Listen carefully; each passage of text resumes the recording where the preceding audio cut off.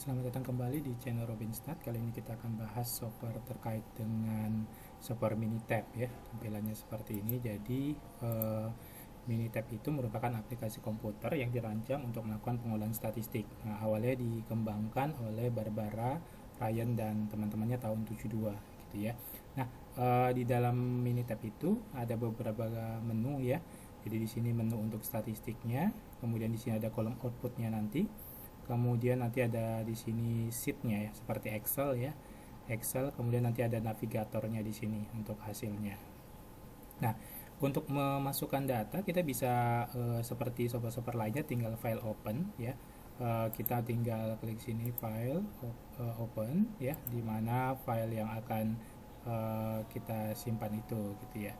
Nah, kemudian bisa juga kita memasukkan secara langsung. Nah, caranya dari Excel, misalnya kita punya data seperti ini, ya tinggal seperti mengcopy biasa, Ctrl C, kita paste di sini. Ya, di sini kan nama variabelnya. Nah, tinggal masuk seperti ini, gitu ya. Nah, apa saja yang bisa kita lakukan di dalam Minitab ini ya? Nah, kita bisa misalkan pertama adalah membuat label dari data kategori kita ya. Labelnya tinggal nanti misalkan variabel ada variabel kualitatif ya, kita mau mengubah variabel gender itu menjadi 1 untuk laki-laki, 0 untuk perempuan. Nah, kita bisa caranya tinggal nanti kita namanya record data ya, record data. Jadi kalau dari numerik ke string yaitu recordnya ke teks. Nah, seperti itu. Tapi kalau dari numerik nanti misalkan ke dari string ke numerik ya tinggal nanti record to numerik ya, numerik. Nah, misalkan kita di sini mengubah ya tadi variabel gender ya. Variabel gender ini 0 untuk perempuan, 1 untuk laki-laki. Tinggal kita klik tadi data, kemudian kita record. Nah, record berarti ke numerik. Kalau numerik itu nanti berarti ke angka, berarti to text ya. Kita nanti record. Nah, di sini siapa yang mau kita record? Misalkan gender kita masukkan ya, metodenya. Nah, metodenya kita bisa nanti antara misalkan nilainya dari 1 ke 2, 2 ke 3 gitu, atau misalkan individual value. Nah, dia langsung detect tuh ada 2. Jadi, misalkan 1 ini untuk kita kasih perempuan. Ya kan? 1 untuk laki-laki. Nah, gimana mau kita taruh nanti di akhir dari sheet atau di kolom spesifik, kita mau buat spesifik kolomnya namanya berapa, atau di akhir saja lah, gampang ya. Di end of current worksheet. Nah, jadi akan keluar dia nanti di sini record gendernya. Ya, sekaligus diberitahu. Jadi ada 5 gender. Misalkan untuk yang pendidikan ya, pendidikan kita mau buat berarti data record ya to text. Nah, dia akan keluar nih, ketahuan dia nanti kalau misalkan kita klik pendidikan. Nah, ada 3 nomor nih. Nah, 1 untuk siapa ini? Misalkan lebih kecil sama dengan SMA. Yang kedua ini misalkan sarjana misalnya ya, atau diploma. Dan ini misalkan pasca sarjana. Nah, tinggal kita oke kan saja. Nanti akan keluar di sini ya. Kemudian kita bisa lakukan apa lagi ya? Yang kedua kita bisa membuat perhitungan matematik ya. Perhitungan matematik misalkan membuat variabel baru. Nah, membuat variabel baru nanti tinggal dari penghitungan, misalkan kita mau buat variabel tabungan ya, tinggal kita klik cal. Nah, sini kalkulatornya. Nah, nama variabel barunya mau kita simpan misalkan tabungan ya. Berarti tabungan adalah pendapatan dikurang pengeluaran, misalnya sisanya ya kan, akan keluar nanti di sini tabungannya seperti itu. Apalagi yang bisa kita lakukan untuk dasar pengenalannya adalah membuat variabel baru berdasarkan kriteria tertentu. Jadi variabel numerik itu mau kita buat nanti jadi variabel dikategorikan gitu ya. Nah, misalkan kita mau membuat variabel di sini variabel pendapatan ya, mau kita kategorikan sedang, rendah, sedang, tinggi gitu ya.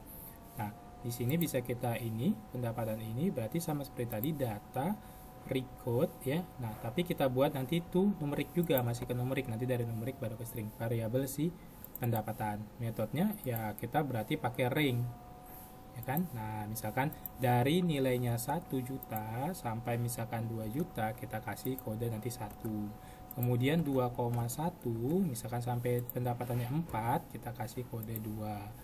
Nah, nanti tinggal misalkan 4,1 juta sampai 6 juta itu kita kasih pendapatan tinggi 3, misalnya seperti itu ya. Oke, nah tinggal kita oke kan. Nah, nanti keluar dia ini, berarti dia pendapatannya 1,7 masih dianggap rendah. Nah, 5,2 juta itu misalkan pendapatan per minggunya tinggi gitu ya. Nah, itu untuk membuat variabel baru. Nah, kemudian apa lagi kita lakukan adalah membuat nilai Z-score. Nah, seringkali nilai Z-score ini digunakan untuk melihat apa namanya, pertama lihat outlier atau pencilan ya. Biasanya batasannya nilai absolute Z-score itu lebih besar dari 2,5. Atau misalkan nanti untuk analisis cluster. Nah, kalau dia variasi datanya unitnya sangat beragam, kita gunakan nilai Z-score-nya. Atau misalkan untuk apa namanya, melihat untuk interaksi antar variabel moderasi. Nah, yang diinteraksikan adalah nilai Z-score-nya seperti itu ya. Nah, caranya kita tinggal membuat dari data, misalkan pendapatan mau dibuat Z-score-nya, tinggal calculate. Nah, nanti kita pilih nanti standardized data. Siapa yang mau di standardize? Nah, si pendapatan ya. Store-nya di mana? Nah, nanti misalkan ya boleh misalkan kita buat di store in nama ininya C10 ya, artinya di kolom 10 misalnya. Boleh ya. Ya, ada berbagai teknik ya, bisa menggunakan min dibagi dengan standar deviasi, atau hanya dibagi standar deviasi, atau menggunakan dikurang min saja, atau ada misalkan nilai minimum dikurang maksimum, nanti bisa kita sesuaikan di sini ya. Oke.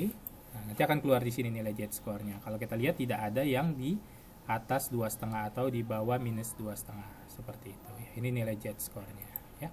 Jadi kita kasih nama Z-score dari pendapatan. Nah, seperti itu ya. Kemudian apalagi yang bisa kita lakukan? Yang kedua adalah menguji data outlier. Nah, selain tadi teknik tadi, kita juga bisa menguji data outlier ya.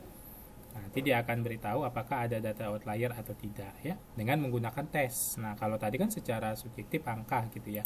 Nah, kita mau lihat nih pendapatan ini, apakah ada data outlier ya. Tinggal nanti calculate lagi ya. Jadi kita akan melihat datanya ini apakah data yang mau diuji ya. Misalkan di sini adalah data si pendapatan, mau kita lihat ada data outlier atau tidak. Ya, kita akan uji. Nah, dia ada di statistik, basic statistik. Kita pilih yang untuk outlier test. Nah, outlier test seperti itu ya. Outlier test. Nah, siapa yang mau diuji? Mau diuji itu misalkan si pendapatan. Nah, mau pakai apa? Mau pakai grafik boleh, kemudian tambahkan option. Ya, ini pengujinya menggunakan groups namanya ya. Oke, jadi nanti kita menggunakan uji statistik. Nah, di sini. Nah, kalau kita lihat di sini, H0-nya itu adalah dia tidak ada outlier ya. Dia berasal dari data yang normal, H1-nya ya sampelnya ada yang outlier. Di sini tidak signifikan, artinya bahwa si di sini tidak memiliki data yang outlier ya. Secara grafik seperti ini dia. Kemudian apalagi yang bisa kita lakukan di pengenalan saja, menguji kenormalan data ya. Ini sangat penting sekali kalau kita menggunakan misalkan parametrik ya, untuk analisis parametrik. Bisa saja kita mengujinya itu nanti tinggal menggunakan, kita menguji nih data pendapatan normal tidak ya, tinggal tadi stat basic statistik, kita melakukan pengujian normalitas data gitu ya. Siapa tadi misalkan pendapatan. Nah, kita mau pakai yang mana? Apakah teknik Anderson-Darling, Kolmogorov-Smirnov, atau Shapiro-Wilk ya. Ryan Joyner itu mirip si Shapiro-Wilk. Tinggal oke kan saja. Nah, kalau kita lihat di sini, ini grafiknya berada di sekitar garis Y sama dengan X ya, atau p-value-nya ini lebih besar dari 0,05, sehingga data dikatakan berdistribusi normal gitu ya.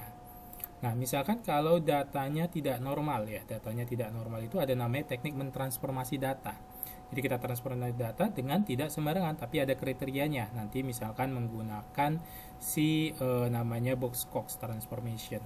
Nah, caranya misalkan ada data nggak normal nih, misalkan apakah data pengeluaran normal, kita uji dulu data pengeluarannya, basic statistiknya, oke, normality. Nah, kita lihat di sini data pengeluaran apakah normal atau tidak. Oke, ternyata di sini pengeluaran tidak normal nih, datanya tidak normal ya. Nah, kalau kita lihat di sini jauh dari Y sama dengan X-nya, atau nilai p-value-nya nih. Nah, lebih kecil dari 0,05 ya. Nah, caranya kita transformasi ya datanya itu dengan menggunakan box Cox ya. Nanti kita lihat box Cox-nya dia mensarankan seperti apa.